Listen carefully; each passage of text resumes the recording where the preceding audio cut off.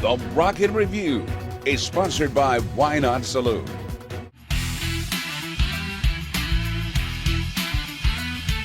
We're so pleased to have an incredible singer, songwriter, banjo player, actually multi-instrumentalist and author, Michael Ricks. Thanks for coming on the show. Man, it's great to be here, and thank you, Eric, so much for giving me the opportunity to be here. You and I have been talking for years and certainly been listening to a lot of your songs, but now you've got this brand new EP out, I Can See the Sun. And I was telling you, I was listening to this last night, and it's like there's so many great songs on here, but your voice, being in Nashville, I don't know what it's done for you and your banjo playing, and I know it's done for your career, but this is an incredible EP. Oh man, thank you. Really appreciate that. It's been a labor of love and a lot of hard work, and taking a banjo and incorporating it, into what I do musically has been. Right. It's been a real creative journey, and it's taught me a lot about the instrument. It's taught me a lot about what the banjo is capable of. Mm-hmm. As I think the banjo kind of has a certain persona. Right. And I feel like, hey, there's all kinds of fun things the banjo can do.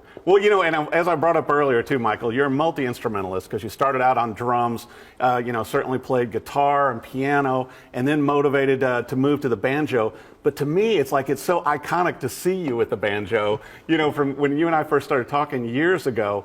And now with this new album, I got to tell you, I Can See the Sun, to where it's such a great job of weaving the banjo and your voice in with these instruments to where the banjo's the dominant instrument, but it's not competing. And you were telling me you combine like bluegrass and country to pull this off. Yeah, I feel like, if you play a banjo, you're going to immediately go to that rural, bluegrass feeling, but it's also I feel like much of that same feeling is in country music. It's also the banjo still plays a lot of blues. To me, the bluegrass is just blues sped up. Right, me right? too. So it's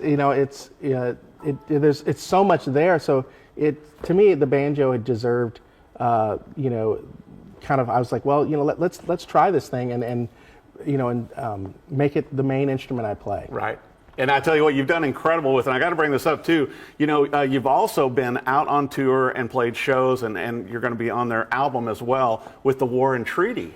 Absolutely, they've been amazing. That's not a bad power couple to be working with. Oh my goodness, they are. In my eyes, they're some of the best. Let's put it that way. I just saw them in a parade not long, I think over Thanksgiving and everything. It's like, and you're on this album. You're all over this new album they're going to be putting out. Yeah, it'll be out in February. I believe it's Valentine's Day is when it will release.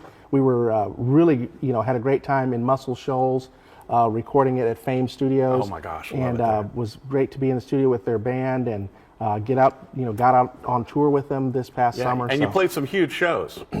Besides the CMA Fest, which was 70,000 people. It was incredible, absolutely incredible. It seems like 2024 has really been a great year for you with everything you've accomplished. I've got to bring this up also. It's not like, music and everything was enough for you, but you also were like a part of a fashion show deal back in 2023 that's then became part of a documentary. It's pretty incredible trying to, tell these different stories. Because this music is a journey, and you have to, get beyond just am I going to be famous, am I going to be whatever. You really have to love it in your heart. And I got to work with this amazing designer, Jeff Garner, who's dressed the stars, dressed people like Taylor Swift, Kings of Leon. People got to be on the the red carpet there with Jerry Butler. Yeah. Jerry Butler, and I got to be on the just amazing. But the documentary is all about eco fashions, all about what dyes and things do to our bodies and what. And it was an interesting do. name for the documentary too. Let Them Be Naked. Yes, right. yes. Which I thought it's like you got to be careful with that one. It's not like when you were in the Ken Burns country music one. You're pretty safe with that one.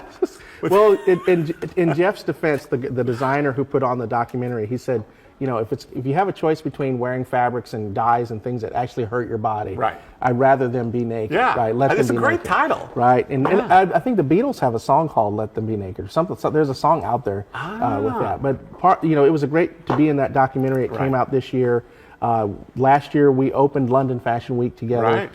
So it was really amazing. We were at the Burlington Arcade. Yes. So yes, I've got so many facts. Well, you've had such a busy year. So yeah, the Burlington I Arcade. don't know, for this year, I don't know how you're going to take this up a notch. And I got to bring up also, and certainly with your with your journey, with your life, which is, also had challenges, Michael. But, with the book that you came out with, From Cult to Country, discussing, the challenging childhood you had.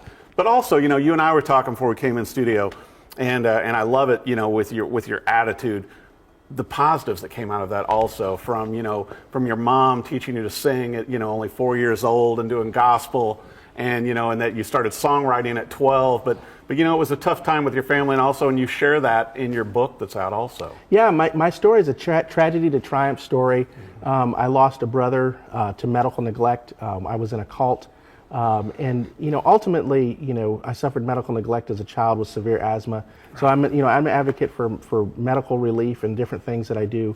That's why if you see my signature, it's an RIX with a dot, like kind of the drugstore, like the medical symbol, sign. The medical sign. So my journey has been this journey of recovery and healing and redemption. So I tell that story in these songs. I tell that story. It's like, can you combine a really amazing story and a really amazing past with a hit song? Yes, you can. And so I feel like, I've survived. I've come to this point in my life, and I'm really extremely lucky and blessed to be here. So, it's been a journey to say, hey, if your life's been a trouble, if you've been in a struggle, if you've been through a hard time, right. I feel like the artist Jelly Roll does this really well. He talks about his journey and his music, and they don't take away from the other. They tell the whole story, and I think a lot of people could use hearing the journey that you came from. A lot of times once people see you in some kind of spotlight, they think, no, you had to fight, I had to walk. Instant success, like you. Instant success. We'll definitely take it, but I'm glad that my journey, I won't trade anything that I went through, from pain to power, right. And the banjo is all about a journey that that came from Africa and through right. slavery and all the different rough things that our country went through. This sound is part of that story. So my story is no different, right. And so that it's in my book, From Cult to Country: An Asthmatic's Journey to Find More Air. You can look that up and find that all online. Right, and on Amazon and everywhere. But I want to bring up also, Michael, and certainly I think it's a testament to the music and all the other work you do.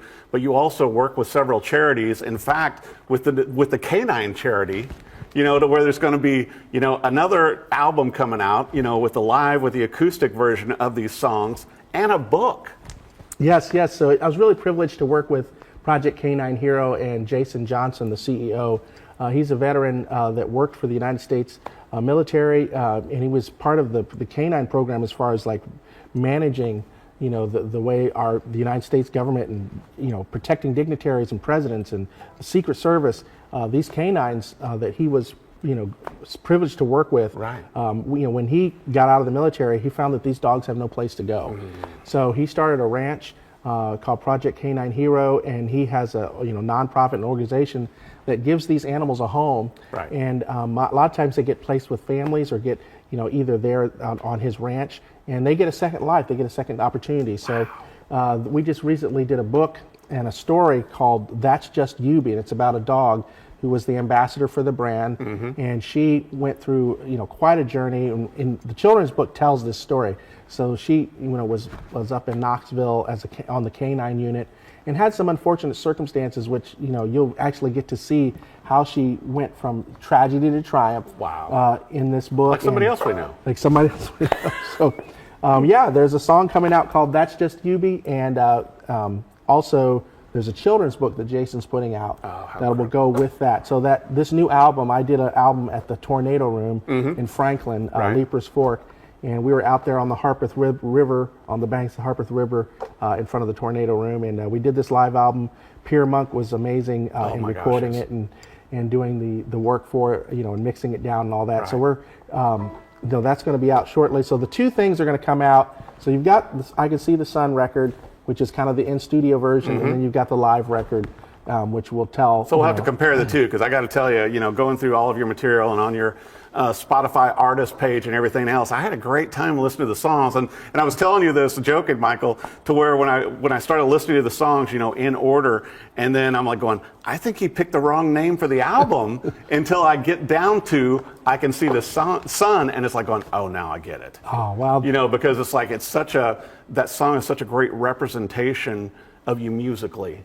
and with honing, getting the right banjo sound and your voice and the song, and it's just all the songs on there are great. Oh man, that's amazing. I mean, I had some really great writers help me. People like Blue Foley, who write for Ashley McBryde, Dan Smalley, who opened for Carrie Underwood, and is an amazing artist. All by himself. We wrote so many of those songs. Mr. Don Gatlin got to write, Sounds Like Summertime with him. Love that song. Johnny Houlihan produced my in-studio album, and I got to play. A lot of the instrumentation that you're hearing is Brad Paisley's band. Wow. So it just. So you really couldn't find anybody. You're like going, well, I guess if I have to settle, it'll be Brad Paisley's band. Hey man, I mean you can't lose, right? I mean that's just. That is such a Nashville thing though, because it's like going, and you and I were talking before we came in the studio. Michael Dorr was like, oh, and by the way, Brad Paisley's band backed me up. It's like going, you don't lead with that, Well, and that's what these. I'm literally, in my mind, I've got all these files of all the different things. Yeah, you're happening. not from Ohio anymore. You're Nashville now. Yeah, since you've been here since 2009. I'm sorry. Hand in your Ohio card. All my Ohio State friends are like, no, you got to represent. You got to keep right.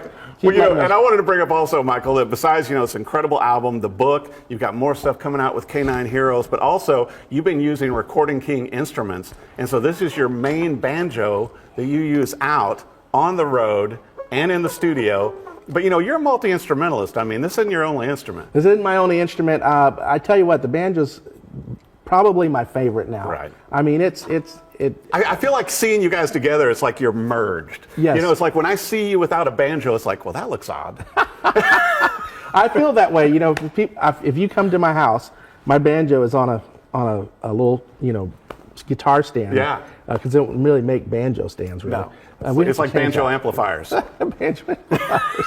Yes, we need some of those. And so, my banjo's right there next to my bed. So if I wake up at 3 a.m. and get one of those, song ideas, right. I can, sit there and, start playing and writing something. So that's how much the banjo really is what I do. It's part of you.